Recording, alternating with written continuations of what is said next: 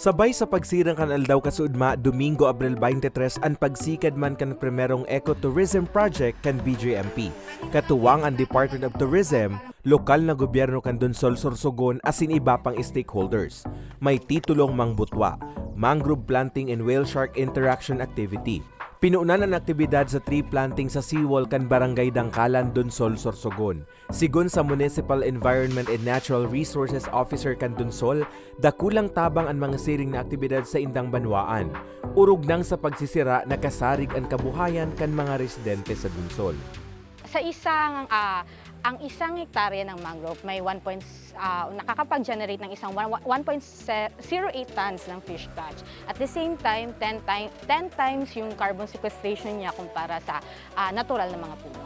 Nasa 670 na mangrove seedlings as in propagates ang naitanom kasuudma. Sa presente nasa total na 8 hanggang 10 hektarya na ang hiwas kan mangrove area sa lugar.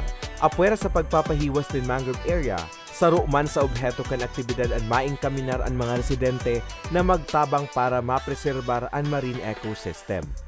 Ito ng program namin every year and we believe that every citizen dapat aware sa environment. So that's why we selected this area, yung mangrove planting. Because we knew na yung ating mga kadagatan ngayon. Apwera sa mahiwas na mangrove tree planting area, mas bistado ang Donsol Sorsogon bilang whale shark capital of the world. Nasaro sa mga day dapat palagpason kan mga nagbibirisitang turista. Sunod na aktibidad ang whale shark interaction. Pigpasairaro muna ang mga partisipante sa orientation para maipasabot ang mga dapat as hindi dapat gibuhon. Ngani mapangatamanan man ang mga butanding. Po kami mga tinatawag na association, group of people na talaga namang they serve as the frontliners of this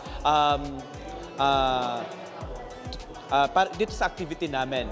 We call them the Butanding Interaction Officers. Yes. And aside from them, we also have the Butanding Boat Operators Association.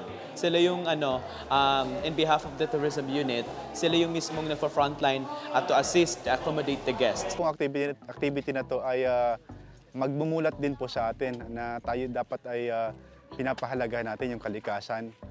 Kasi po yung nagiging pagkain ng ating mga butanding dito sa Donsol Sorsogon ay nanggagaling din po sa mga tinatanim natin ng mga mangroves kasi sila po yung nagbibigay ng algae, ng planktons, and then small shrimps and small fishes na kinakain po ng butanding. Sa pagtatapos kan aktibidad, nagpasalamat ang BJMP sa gabos na naging partner sa aktibidad na apwer sa pangangataman sa kapalibutan, obheto man na makatabang para sa indang mga proyekto para sa mga PDL. Para sa mga baretang Tatak Bicol, Carmelo Valle.